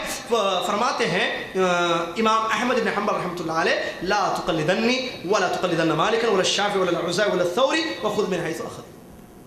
ابن القیم نے اپنی اسی کتاب اعلام الموقعین میں اس قول کو نقل کیا جس میں فرماتے ہیں امام احمد بن حنبل امام اہل السنہ رحمۃ اللہ علیہ کہ تم میری تقلید بھی مت کرنا اور نہ امام مالک کی کرنا اور نہ شافعی کی نہ اوزاعی کی۔ اوزاعی کون ہے؟ ہم کو چار ہی معلوم ہے، لوگ سمجھتے چار ہی امام ہیں، امام بہت گزرے ہیں۔ ایک مسئلہ بتا دوں باتوں کے دوران کہ لوگ کہتے ہیں چاروں امام ہی گزرے ہیں، اور کس نے کہا؟ آپ کا اپنا علم ہے کہ چار گزرے ہیں، پڑھو تو پتا چلے 40 گزرے ہیں، 45 گزرے ہیں، 50 بھی ہیں، 70 بھی ہیں، امام چیک کرو تو بہت گزرے ہیں۔ عبداللہ بن مبارک کو کوئی جانتے ہیں رحمۃ اللہ علیہ، وقت کے بہت بڑے، سفیان بن عیینہ محدث امام بخاری کے استاد، سفیان الثوری رحمۃ اللہ علیہ، اور امام اوزاعی رحمۃ اللہ علیہ، اور امام ثوری رحمۃ اللہ علیہ، علماء ائمہ گزرے ہیں۔ پھر کیا بات ہے کہ دنیا نہیں جانتی ہے؟ اس کا جواب یہ ہے کہ ان چاروں جو امام مشہور ہیں دنیا میں یا ان کو ماننے والے آپ کو نظر آتے ہیں، ان کے شاگردوں نے ان کے مسلکوں کو پھیلایا ہے۔ پھر سب سے زیادہ حنفی مسلک جو دنیا میں زیادہ پھیلا اس کی بھی دور عثمانی میں اس نے اس کو لازم کر دیا تھا کہ میرے دور حکومت میں جہاں جہاں میری بادشاہت ہے فتویٰ جو دیا جائے گا فقہ حنفی کی روشنی میں دیا جائے گا. وہ وجہ ہے کہ اس سے وہ پھیل گئی چیز. چلیے تو کہتے ہیں امام اوزاعی کی بھی تقلید مت کرنا اور نہ ہی امام ثوری سفیان رحمۃ اللہ کی تقلید مت کرنا. پھر کیا کرنا؟ وہ خود من حیث اخذوا، جہاں سے انہوں نے لیا ہے دین تم بھی وہیں سے لینا. کہاں سے لیا انہوں نے؟ کتاب اور سنت، قرآن اور حدیث سے لیا ہے تو تم بھی وہیں سے لینا. اس قول کو ابن قیم رحمۃ اللہ نے نقل کیا. یہ 4 ائمہ کے تقریباً 2 یا 3 قول یا ایک قول امام احمد کا میں نے آپ کے سامنے بیان کیا ہے. ٹھیک ہے، کیا انہوں نے تقلید کا حکم دیا؟ نہیں. تقلید کس کو کہتے ہیں؟ لوگ عجیب سا تقلید کہتے ہیں کسی کی بات کو بغیر دلیل کے ماننا. اخذ قول احد بغیر ان ينظر في دلیلہ. قاموس اٹھا کر دیکھیں، ڈکشنری اٹھا کر دیکھیں تقلید کا معنی کیا ہے. تقلید کا معنی کسی کی بات کو بغیر دلیل دیکھے لینا. کیا یہ صحیح ہے؟ کیا اس کا حکم اللہ نے دیا ہے؟ نہیں. لوگ دلیل لیتے ہیں قرآن کی اس آیت سے جس میں اللہ نے فرمایا فاسألوا اہل الذکر ان کنتم لا تعلمون. اگر تم کو معلوم نہ ہو تو اہل علم سے سوال کرو. سوال تقلید ایک چیز ہے. سوال آپ جانتے ہیں، آپ علماء سے سوال کرتے ہیں، پوچھتے ہیں مسئلہ نہ معلوم ہو بھئی کیا جواب ہے اس میں، یہ ہے. اور وہ کہ بغیر دلیل کی کسی بات کو مان لینا اپنی جگہ تفصیل ہے. ایک عامی کے لیے اس بات کی اجازت حکم دیا گیا ہے کہ وہ جانتا ہے کسی عالم کو جو معتبر ہو، کتاب و سنت کا علم رکھتا ہے، تو اس سے وہ مسئلہ پوچھے. اگر کسی کی عالم کی بات سن کر ایک عام آدمی عمل کر رہا ہے لیکن ایک دوسرے عالم دلیل سے اس کو بتاتے تھے کہ یہ بات غلط ہے، تو وہ عام آدمی کیا کرے گا؟ واجب ہے اس پر کہ پہلی بات کو چھوڑ دے اور دلیل کی روشنی میں جو بات آئی ہے سامنے اس پر عمل کرے. تو مسئلہ تقلید ہوتی نہیں. یہی تو چکرا ہے جس میں باندھ دیا گیا ہے لوگ. اب ایک بات آپ کو بتاؤں، لوگ ایک مشہور بات ہے کیونکہ یہ عوام کی یا پریکٹیکل ایک بڑا مشہور موضوع ہے، میں نے کہا نا ایک بڑا وسیع موضوع ہے جس پر اہل علم نے بہت کچھ لکھا ہے، بہت کچھ بیان کیا. میں تو چھوٹا سا طالب علم کے ساتھ، اور یہ بہت بڑا ہمارا حساس موضوع ہے آج کا. لوگ کہتے ہیں دین 4 میں سے کسی ایک چیز میں، دین 4 میں سے کسی ایک ہی مسلک میں، اور 4 صحیح ہیں. 4 طریقے نبی صلی اللہ علیہ وسلم کے طریقے ہیں. عوام کی بات، عوام کی اردو میں جو کہتے ہیں، تو آپ کسی ایک کو پکڑیے سیدھے جنت میں جائیں گے. بھائی نے میرے بارے میں ذکر کیا، میں نے جامعہ اسلامیہ میں کلیۃ الشریعہ میں تعلیم حاصل کی، تو اس میں فقہ مقارن ہم پڑھتے تھے. ایسا نہیں ہے میرے بھائی، غور سے سنیے اس بات کو، کہ پورا دین ان کے پاس بھی ہے، ان کے پاس بھی ہے، ان کے پاس بھی ہے، ان کے پاس بھی ہے. امام مالک رحمۃ اللہ علیہ کی فقہ میں، امام شافعی، امام احمد بن حنبل، امام ابو حنیفہ نہیں ہے. چیک کیجیے، تحقیق کیجیے. ابھی ایک مثال ابو حنیفہ رحمۃ اللہ علیہ کے شاگردوں کی میں دینے جا رہا ہوں آپ کے ساتھ. ایسا نہیں ہے، لیکن یہ ضرور ہے کہ بہت سارے مسائل آپ کو یا تو ان کے پاس نہ ملے تو ان کے پاس ملے گی. اگر آپ چیک کریں کسی مسئلے میں قول، تو ایک امام کا قول اس مسئلے میں حدیث کے خلاف نظر آئے گا. امام شافعی کا قول صحیح. عام طور پر جیسا کہ ہم نے تحقیق کی ہے اور تحقیق کر کے جوابات دیے ہیں اختبارات میں، امام احمد بن حنبل، امام شافعی کے اکثر اقوال حدیثوں کی روشنی میں صحیح ہیں. جی پڑھنے کے بعد کا مسئلہ بتاؤ، اکثر آپ چیک کریں، ان کا ایک قول، ان کا ایک قول حدیث کے مطابق صحیح. حدیث کی روشنی میں کس کا قول صحیح ہے؟ امام احمد بن حنبل، امام شافعی رحمۃ اللہ کا.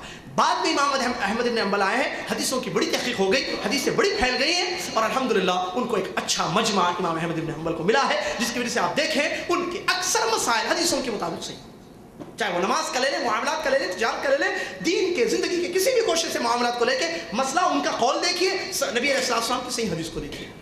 یہ جو کہا جا رہا ہے نہیں 4 صحیح ہیں، 4 طریقے برحق ہیں، 4 طریقے صحیح ہیں، 4 میں سے کسی ایک کو پکڑو جنت ملے گی، نجات ملے گی، کس نے کہا؟ مجھے بتائیے. میں حنفی ہوں مثال کے طور پر، اور میں اصلی تو ہوں، اصلی تو جیسا کہا، اگر وہ نسبت کر رہی نہیں، یہ بتانا ہے. اب میرے امام نے ایک بات بتائی کہ تم مثال کے طور پر شروع میں رفع الیدین کرو، رکوع میں جاتے وقت یا سر اٹھانے کے بعد یا تیسری رکعت میں نہیں کرنا. رفع الیدین ایک بڑا مسئلہ ہے، اس کو چھوڑ دیں، اس میں جھگڑا زیادہ ہوتا ہے لوگوں کا. حالانکہ صحیح مسئلہ یہ ہے کہ ابھی آ رہا ہے وہ حدیث کرو. استسقاء میں میرے امام نے کہا بارش کی ضرورت پڑے تو نماز نہیں پڑھنا ہے، کیا کرنا ہے؟ دعا کرنا صرف. مجھے کوئی بھائی میرے نبی صلی اللہ علیہ وسلم کی حدیث بتاتے ہیں کہ پیارے نبی صلی اللہ علیہ وسلم نے مدینہ میں استسقاء کی نماز پڑھی ہے، حدیث سے ثابت ہے. پیارے نبی صلی اللہ علیہ وسلم نے نماز پڑھی ہے، دعا کی ہے، اپنی چادر کو پلٹا بھی ہے. یہ اتنی چیزیں معلوم ہوئی مجھے، نماز، دعا، چادر کو پلٹنا، یعنی حالت بدل دے اللہ ہماری. حالت یہ ہے خستہ، اس کو اچھی کر دے. بارش نہیں ہے، بارش لا دے. تحویل الردا سنت رسول. اب میں کیا کروں مجھے آپ بتائیے. میرے امام نے کہا ہے صحیح حدیث میرا مسلک ہے، اگر میں حدیث پر عمل کرتا ہوں تو امام کے خلاف بھی نہیں جا رہا ہوں.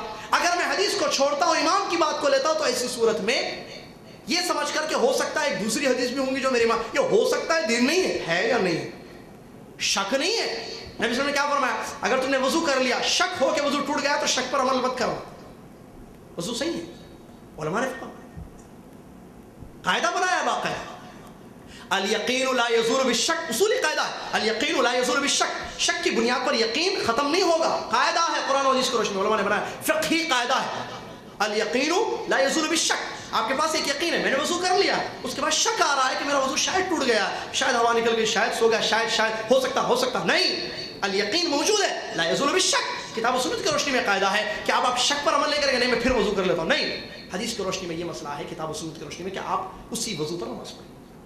تو یہ ہو سکتا ہے میرے امام کے پاس حدیث دوسری پہنچی، نہیں میرے بھائی امام کا نہیں ہے مسئلہ، اب تمہارے پاس حدیث ہے، تم یا تو حدیث کو لو یا تو امام کی بات کو لو، ایسے نہیں ہو سکتا ہے کہ دونوں پر عمل ہو۔ حدیث پر عمل کریں گے تو امام کی بات بھی نہیں جائے گی، اور اللہ تعالیٰ قیامت کے دن یہی پوچھنے والا ہے، نازل اور مجھے بتائیے اگر کوئی شخص اتنے دین کو مان لے، اتنی دین پر عمل کرے جتنے دین پر صحابہ نے تابعین نے عمل کیا، کیا وہ نجات پائے گا یا نہیں پائے گا؟ کافی ہے نا۔ اگر میں یہ کہوں کہ میں صحابہ کو پڑھتا ہوں، میں صحابہ کی زندگیوں کو دیکھوں گا، میں ابو بکر کی نماز پڑھوں گا رضی اللہ عنہ، ذرا یہ پوچھئے نا علماء سے، تحقیق کی کتنا اچھا لگے گا۔ ابو بکر کے بارے میں کوئی کچھ بولے گا، اہل السنہ والجماعہ میں سے کوئی کچھ نہیں بولے گا، کہے گا دیکھیے مولانا جی، حافظ جی، فلاں جی، علامہ صاحب، میں کام کرتا ہوں، ابو بکر صدیق رضی اللہ عنہ کی نماز مجھے بتا دیجیے، میں اتنی نماز پڑھ لوں گا، یہ جھگڑوں میں نہیں جاؤں گا۔ پوچھ لیں ابو بکر صدیق رضی اللہ تعالیٰ عنہ جو افضل ہے صحابہ میں، نبی علیہ الصلوۃ والسلام نے زبان مبارک سے جن کو خوشخبری دی، افضل ہے، اللہ نے قرآن میں صاحبی کہا، تعریف کی اللہ نے، ولا یأتل اولو الفضل منکم، اولو الفضل کہا اللہ نے۔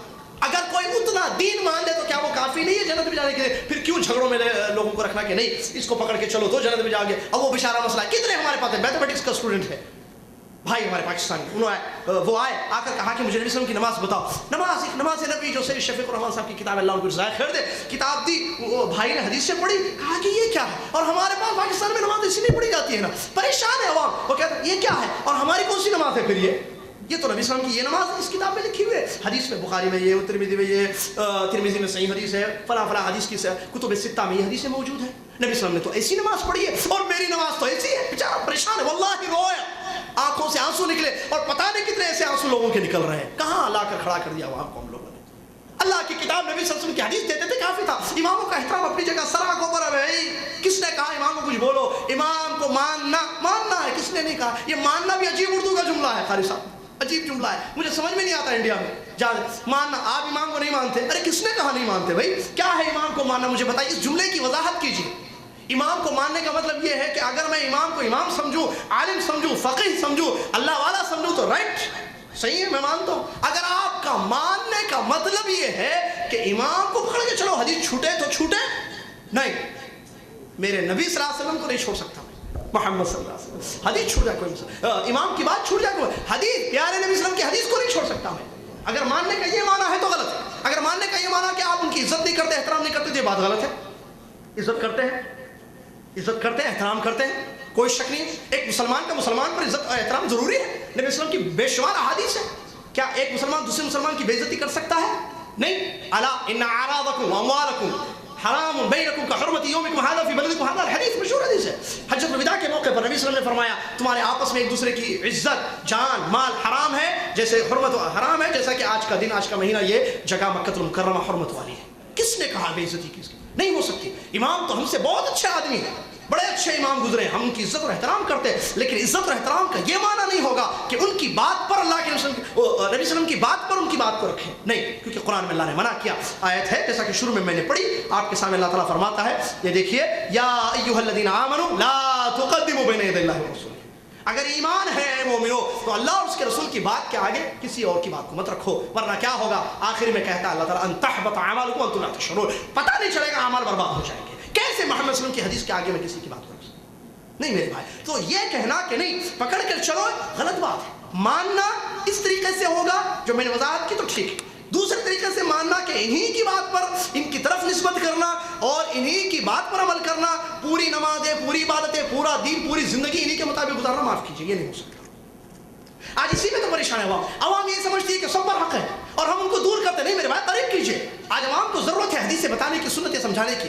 لوگوں کو یہ نہیں بتایا گیا کہ ضروری ہے، واجب ہے، واجب ہے، واجب ہے کہ ہر عمل محمد صلی اللہ علیہ وسلم کے طریقے کے مطابق ہونا ہے، تب جا کر اللہ کے یہاں قبول ہوگا. من عمل عملا لیس علیہ امرنا فہو رد، من حدث فی امرنا ھذا ما لیس منہ فہو رد. یہ حدیث دل میں اس بات کی. پیارے نبی صلی اللہ علیہ وسلم کے طریقے کے مطابق عمل نہیں ہوگا، برباد ہو جائے گا. اللہ تعالیٰ قرآن میں کہتا ہے وجوہ یومئذ خاشعہ عاملۃ ناصبہ تصلی نارا حامیہ. اللہ تعالیٰ کہتا ہے کچھ چہرے قیامت کے دن آئیں گے جو ڈرے ہوئے ہوں گے. ابن کثیر نے اس کی 2 تفسیریں بیان کی، اس میں ایک تفسیر کو غور سے سنیں. کہتا ہے اللہ تعالیٰ وجوہ یومئذ خاشعہ، کچھ لوگ قیامت کے دن آئیں گے جو ڈرے ہوئے ہوئے ہیں، عاملہ ناصبہ، جنہوں نے عمل کیا، جو تھک گئے. نصب تھکنے کو کہتے ہیں، تاب، بہت تھک کر انہوں نے عمل کیا. تصلی نارا حامیہ، دہکتی ہوئی آگ میں داخل ہوں گے. کیوں؟ اللہ عمل کیا، ڈرے. خاشعہ، عاملہ، ناصبہ، 3 صفات کے باوجود تصلی نارا حامیہ. اللہ تعالیٰ تفسیر میں لکھا گیا ہے کہ اس کی وجہ یا تو ان کا عمل خالص اللہ کے لیے نہیں تھا، یا تو ان کا عمل پیارے نبی محمد صلی اللہ علیہ وسلم کے طریقے کے مطابق. میرے بھائی نبی صلی اللہ علیہ وسلم کا طریقہ ہمارے لیے کافی ہے. میں یہ کہتا ہوں اماموں کو مانو، عزت کرو، لیکن ماننے کا وہ مانا نہیں. آپ عمل کرتے ہو ٹھیک ہے، آپ نماز پڑھتے ہو ٹھیک ہے، لیکن اگر آپ کو پتہ چل جائے، آپ کے پاس حدیث آ جائے اور آپ پر واجب ہے کہ علم حاصل کریں، آپ کے سامنے حدیث آ جائے کہ نبی صلی اللہ علیہ وسلم کا یہ طریقہ ہے، تب تو چھوڑنا واجب ہے. یہ کہنا ہے کہ نہیں ہو سکتا ہے، یہ دین نہیں، یہ محبت نہیں ہے نبی صلی اللہ علیہ وسلم کی. نبی صلی اللہ علیہ وسلم کی محبت یہ ہے کہ آپ اتباع کریں. قل ان کنتم تحبون اللہ فاتبعونی یحببکم اللہ. یہ دلیل ہے میرے بھائی. اور شاگردوں کی زندگی میں یہ چیز ہم کو نظر آتی ہے، لیکن آج عوام کے اندر یہ چیز نظر آتی ہے. جیسا کہ مثال کے طور پر آپ کے سامنے میں 2 شاگردوں کے قول آپ کے سامنے رکھوں، بالکل ملازم شاگرد. امام محمد رحمۃ اللہ علیہ مشہور ہے نا، یہ مشہور امام ابو حنیفہ کے شاگرد ہیں. اپنی کتاب موطا کے صفحہ نمبر 158 میں ایک بات لکھتے ہیں. کیا؟ میرے جو امام تھے ابو حنیفہ رحمۃ اللہ علیہ، فکان لا یری فی الاستسقاء الصلاۃ، ان کا فتویٰ یہ تھا، ان کی رائے یہ تھی کہ نماز استسقاء میں نہیں پڑھی جائے گی، بلکہ صرف دعا کی جائے گی. جو دوران گفتگو آ چکی ہے بات، لا یری فی الاستسقاء الصلاۃ، نماز نہیں، کیا؟ صرف دعا. اما فی قولنا، ہمارا فتویٰ یہ ہے. میرے امام کیا کرتے تھے؟ نماز نہیں پڑھنا. کیوں؟ اس لیے کہ حدیث نہیں ملی تھی. دعا کرنا صرف. شروع میں کہا تھا میں نے، اگر آپ کو یاد ہو. اچھا، ان کو حدیث مل گئی، انہوں نے کیا کیا؟ تقلید کی امام کی، یا حدیث پر عمل کیا. حدیث پر عمل کرنے والا مقلد نہیں ہوتا. مقلد کے لیے حدیث پر عمل کرنا نہیں ہے، وہ تو صرف امام کی بات پر عمل کرے گا. امام محمد رحمۃ اللہ علیہ فرماتے ہیں اما فی قولنا، ہمارا قول یہ ہے، ہمارا فتویٰ یہ ہے، فإن الامام یصلی بالناس رکعتین ثم یدعو ویحول رداءہ. امام جائے گا، لوگوں کو 2 رکعت نماز پڑھائے گا، اور اس کے بعد 2 رکعت نماز پڑھائے گا اور دعا کرے گا اور اپنی چادر کو پلٹے گا، تحویل کرے گا. کیوں؟ اس لیے کہ حدیثوں میں ایسے ہی آیا ہے. دیکھیے امام محمد. ایک دوسرا قول عصام بن یوسف بلخی رحمۃ اللہ علیہ. یہ کون ہے؟ یہ امام محمد کے خاص شاگرد اور امام ابو یوسف کے بھی شاگرد. امام ابو حنیفہ کے 2 شاگرد، محمد اور ابو یوسف، جن کا نام یعقوب ہے. تو ان دونوں کے خاص شاگرد جن کا نام ہے عصام بن یوسف بلخی رحمۃ اللہ علیہ. وہ کہتے ہیں کان یفتی، ان کے بارے میں لکھا گیا ہے البحر الرائق کتاب میں کہ وہ اکثر، امام ابو حنیفہ اکثر کان یفتی بخلاف قول الامام ابی حنیفہ رحمہ اللہ تعالی کثیرا. کثیر معلوم نا، اردو میں استعمال ہوتا ہے. اکثر امام ابو حنیفہ رحمۃ اللہ علیہ کے قول کے خلاف ان کا فتویٰ تھا. کن کا؟ عصام رحمۃ اللہ علیہ کا. اور اسی طریقے سے لأنه لم يعلم الدلیل، وجہ کیا ہے بھائی؟ کیوں؟ اکثر اپنے 2 شیخوں کے شیخ اصل امام ابو حنیفہ رحمۃ اللہ علیہ کے خلاف اکثر ان کا فتویٰ تھا، اس لیے کہ دلیل ان کو نہیں معلوم تھی. لکھا ہے بارو رات میں ترجمہ کر رہا ہوں، یہ دیکھ میری بات نہیں ہے، میں بہت چاہتا ہوں امام ابو حنیفہ رحمۃ اللہ علیہ. سنیے وَكَانَ يَظْهَرْ لَهُ دَلِيلَ غَيْرِهِ فَيُفْتِي بِهِ. ان کو دوسری دلیل واضح ہوتی ان کے سامنے، مسئلہ معلوم ہوتا سنت کی روشنی میں، حدیث کی روشنی میں، اس کے مطابق فتویٰ دیتے تھے. البحر الرائق. اسی طریقے سے امام عصام بن یوسف بلخی رحمۃ اللہ علیہ کا یہ فتویٰ ہے کہ امام یا انسان جب نماز پڑھے گا تو وہ رکوع میں جاتے وقت 2 ہاتھوں کو اٹھائے گا، اور رکوع سے اٹھتے وقت بھی 2 ہاتھوں کو اٹھائے گا. دلیل الفوائد کتاب میں لکھا ہوا ہے. کون ہے یہ؟ امام عصام بن یوسف بلخی. اور لکھا ہے انہوں نے، پڑھ کر دیکھا کہ میرے جو 3 مشائخ تھے، امام ابو حنیفہ رحمۃ اللہ علیہ اصل، اور ان کے 2 شاگرد امام ابو یوسف، ان تینوں تک رفع الیدین کے متواتر احادیث نہیں پہنچی تھی، لہٰذا ان لوگوں نے نہیں کیا، مجھ تک حدیثیں پہنچی ہیں، لہٰذا میرا فتویٰ یہ ہے کہ انسان نماز پڑھتے وقت ان مقامات پر جن کا ذکر احادیث صحیحہ میں آیا ہے رفع الیدین کرے گا۔ بتائیے کہاں ہے تقلید؟ یہ ہے نا اتباع، حدیث مل جائے عمل کر لو۔ اسی لیے جیسا کہ علامہ البانی رحمۃ اللہ علیہ کی کتاب صفت صلاۃ النبی میں نقل کیا ہے، امام محمد، یہ قول مشہور ہے، امام محمد، امام ابو یوسف، ان دونوں کے بارے میں آتا ہے کہ 1/3 مسائل سے رجوع کر لیا۔ بعض لوگ 2/3 کہتے ہیں، مجھے وہ قول نہیں ملا، میں ڈھونڈا، لیکن 1/3 مسائل علامہ البانی رحمۃ اللہ نے اپنی کتاب میں نقل کیا ہے۔ 1/3 1/3 مسائل سے رجوع کر لیا۔ معلوم رجوع کرنا فصیح اردو کا لفظ، مطلب وہ ابو حنیفہ رحمۃ اللہ علیہ کے جو مسائل ان تک پہنچے تھے اس کے حساب سے وہ لوگ عمل کرتے تھے۔ جب حدیث صحیح ملی ان کو، ان دونوں کو، تو انہوں نے چھوڑ دیا اپنے امام کی بات کو اور کہا کہ اگر ہمارے امام کو یہ مل جاتا، یہ ساری احادیث کا ذخیرہ، لراجع کما رجع، جیسے ہم نے رجوع کر لیا وہ بھی رجوع کر لیتے اپنے قول سے، کیونکہ ان کا مقصود یہ تھا کہ مجھے صحیح حدیث پر عمل کرنا ہے، لیکن نہیں ملی نا، کیا کریں گے؟ ہم کو ملے ہیں لہٰذا ہم عمل کریں گے۔ میرے بھائی یہ ہے تقویٰ اماموں کا۔ کہاں ہے آج فالوورز؟ کہاں کے جھگڑے آج کے؟ چاروں میں سے کسی ایک پر عمل کرو، کس نے کہا میرے بھائی؟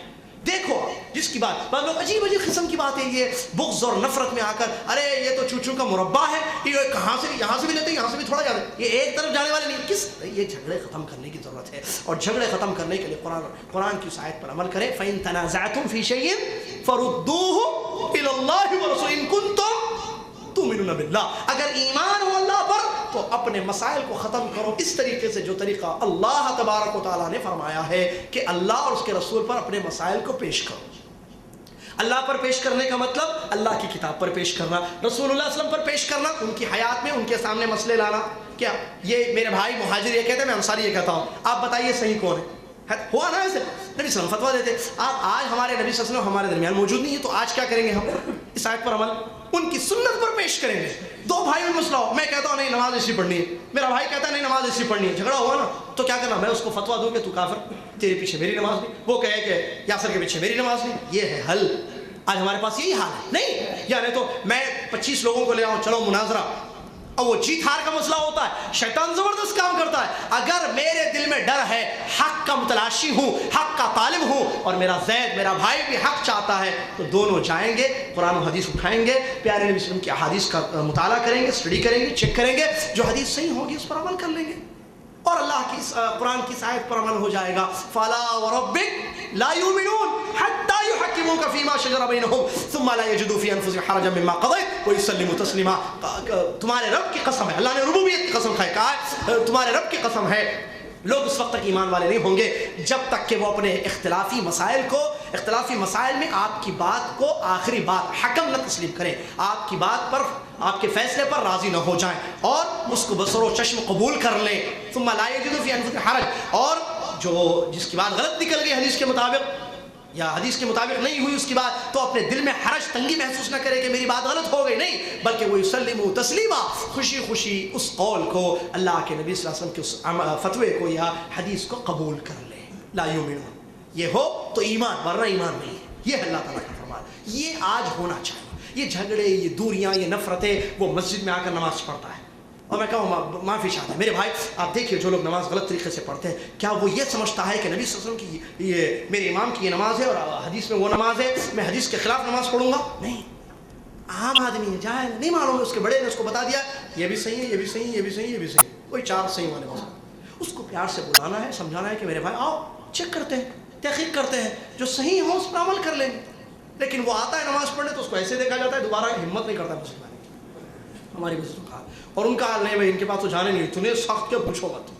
عجیب معاملہ ہے ہمارا، تقویٰ ختم ہو گیا، اللہ کے لیے عمل کرنا ہے، اللہ کے لیے، اللہ کو خوش کرنا ہے، اللہ کی خاطر اعمال ہو، دکھانے کے لیے نہیں۔ یار ہم بڑے، ہم 4-5 مسئلے سیکھے تو اس پر فتووں پہ فتوے بھی عجیب ہمارے معاملات ہو گئے۔ اللہ سے ڈرنے کی ضرورت ہے، مسائل کو پیار سے، حکمت سے ختم کرنے کی ضرورت ہے، اور پیارے نبی صلی اللہ علیہ وسلم کے طریقے کے مطابق جھگڑنا، اختلافات کرنا، ایک دوسرے پر فتوے، نفرتیں پھیلانا، بغض اور حسد رکھنا غلط بات ہے۔ سارے مسلمان، وہ مسلمان غلط ہے، میرا بھائی ہے، اس پر فتویٰ نہ لگاؤں گے مشرک جہنمی ہو گیا، نہیں، وہ غلط ہے، اس کو صحیح راستہ میں بتاؤ، وہ پیاسا ہے، واللہ اس کو پوچھ کر دیکھے کہ تم نماز پڑھتے ہو، تو وہ یہی جواب دے گا میں حنفی ہوں یا شافعی ہوں، اور یہ نبی صلی اللہ علیہ وسلم کا طریقہ ہے۔ اس کو بول کے پوچھ کر دیکھیں کیا نبی صلی اللہ علیہ وسلم کے طریقے پر، ہاں یہ نبی صلی اللہ علیہ وسلم کا طریقہ ہے، کیونکہ اس کے دماغ میں یہی بات ڈالی گئی ہے کہ یہی نبی صلی اللہ علیہ وسلم کا طریقہ ہے. وہ بھی ہے، وہ لوگ ایسے ویسے عمل کرتے ہیں نا، تو یہ سمجھ رہا وہ بھی ہے، یہ بھی ہے، وہ بھی ہے، یہ بھی ہے، چاروں سے. اس کو بتائیے پیار سے، علم دیجیے، سکھائیے حکمت سے کہ نہیں میرے بھائی پیارے نبی صلی اللہ علیہ وسلم کا ایک طریقہ ہے، نبی صلی اللہ علیہ وسلم کی سنت یہ ہے، نبی صلی اللہ علیہ وسلم کی حدیثیں یہ ہے. انشاءاللہ جھگڑے ختم ہوں گے. الرد الی اللہ والرد الی الرسول فإن تنازعتم فی شیء فردوه الی اللہ. اس کے علاوہ جھگڑے ختم نہیں ہوں گے، اختلافات دور نہیں ہوں گے. ضرورت اسی بات کی ہے کہ پیار اور الفت اور محبت کے ساتھ آپس میں بیٹھ کر ہم اپنے مسائل کو حل کریں. آخر میں وقت زیادہ لے لیا، معافی چاہتا ہوں. اللہ تعالیٰ سے دعا گو ہوں کہ اللہ تعالیٰ مجھے آپ کو دنیا کے تمام مسلمانوں کو ایک پلیٹ فارم پر جمع ہونے کی توفیق عطا فرما، کتاب و سنت پر آ جانے کی توفیق عطا فرما، کتاب و سنت کو پھیلانے کی توفیق عطا فرما.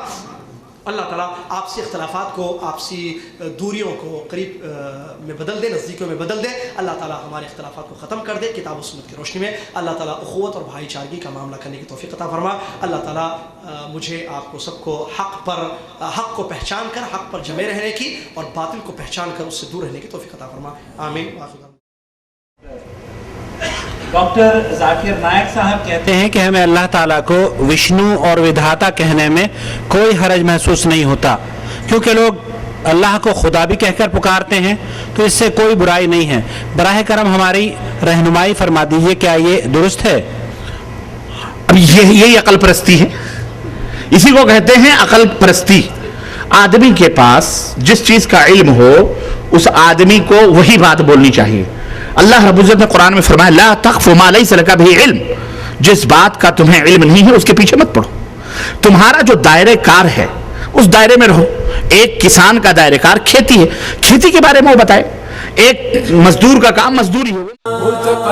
یہ نشست صاحب السمو الملکی امیر خالد الفیصل آل سعود حفظ اللہ گورنر مکۃ المکرمہ کی زیر نگرانی جدہ دعویٰ سینٹر حی السلامہ کے تعاون سے منعقد ہوئی ہے. I tell you that at the end of the day you will go home with all your sins forgiven. اسلام کہتے ہیں سلام علیک سأستغفر لك ربی انه كان بی حفیا.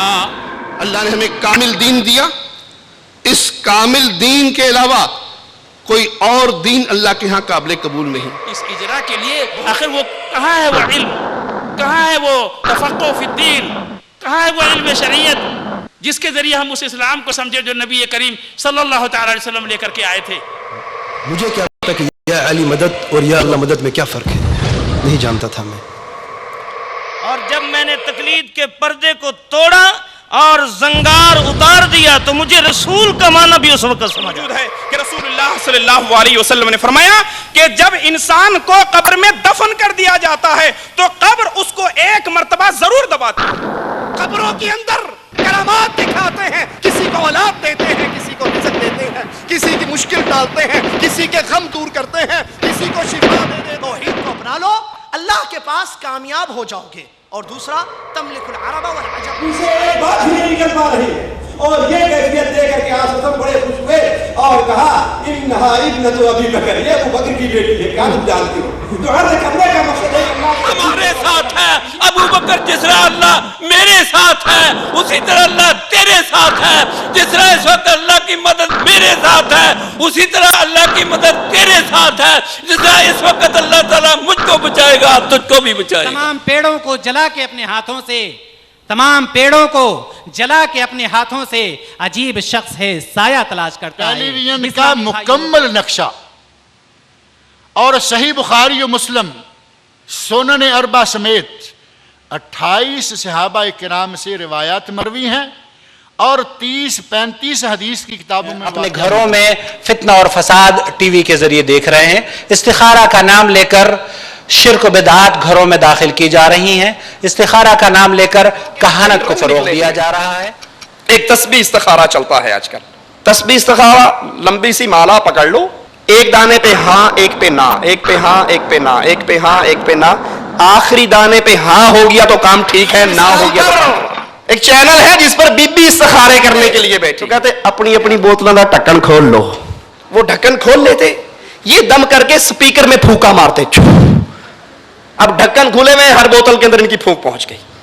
معاملہ زمانہ ترقی کر رہا ہے تو وہ پیر پھوکے شاہ سے اب باقاعدہ چینل کے اوپر پھوکے چلتے ہیں، جیسے مردود اور بدباطن جیسی شخصیتوں کو بھی دیکھ رہے ہیں، تسلیمہ نسرین اور فاطمہ نسرین، اور اسی طرح کچھ دنوں پہلے ڈنمارک کی جو ہے صحافت اور اس کی تحریروں اور اس کے بنائے ہوئے رذیل حرکتوں کو بھی آپ نے اپنے نگاہوں سے مشاہدہ کیا، اور آپ نے دیکھا کہ کس طرح علیہ الشمس یوم الجمعہ فیہ خلق آدم وفیہ ادخل الجنہ وفیہ اخرج منہا۔ اس مرتبہ 14 سے زیادہ علماء کرام نے اس کیمپ میں شرکت فرمائی ہے۔ تاریخی کام ہو رہا ہے پروگرام سے اللہ تبارک تعالیٰ نے جو ہے ہم ہندوستانی اور بنگلہ دیشی پاکستانی بھائیوں کے عقیدے درست ہوتے ہیں اور ان کو اللہ تعالیٰ بہت لوگوں کو ہدایت دیا ہے، تو ہم چاہتے ہیں کہ ہر سال اسی طرح اللہ تعالیٰ یہ پروگرام کرواتا ہے۔ یہاں سے آپ کیا سیکھ رہے ہیں ہمیں ذرا بتائیے۔ یہاں سے یہ سبق ملتا ہے کہ ہم کو اپنے رب کی اطاعت کرنی چاہیے اور اللہ کے رسول صلی اللہ علیہ وسلم جن باتوں کو پھیلایا ہے دین کے متعلق ہم کو اسی پر عمل کرنا ہے۔ آپ کی کوششوں کی قدر کرتا ہوں اور میں دعا کرتا ہوں کہ حکومت سعودیہ اور گورنر امیر مکہ اور جدہ دعویٰ سینٹر والوں کو اللہ تعالیٰ اور توفیق عطا فرمائے اور اس کا اجر عطا فرمائے اور ان کی کوششوں کو کامیاب فرمائے اور ہمیشہ قائم و دائم رکھے۔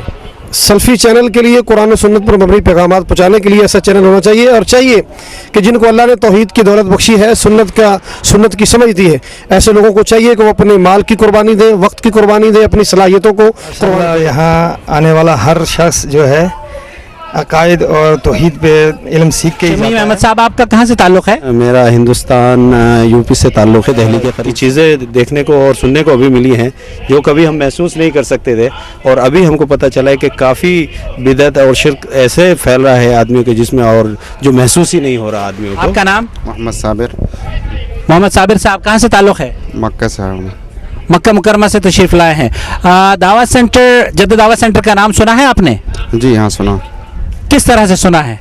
اللہ دین کا اس میں بہت اچھا کام ہو رہا ہے اور میرا پہلا اتفاق ہے میں یہاں آیا ہوں۔ اللہ تعالیٰ ذائقہ خیر دے ہمارے دعوت سینٹر والوں کو جنہوں نے اتنا اچھا یہاں پہ انتظام کیا ہوا ہے، اور ہر آنے والا سال پہلے سے بہتر پروگرام ہو رہا ہے، اور پبلک بھی زیادہ آ رہی ہے اور انتظام میں ہر طریقے سے بہتری آ رہی ہے، اور یہ اللہ تعالیٰ کا لاکھ لاکھ کرم ہے کہ اس نے ہم اور آپ جیسے لوگوں کو چن رکھا ہے۔ میرا نام محمد زبیر ہے، میں لکھنؤ کا رہنے والا ہوں اور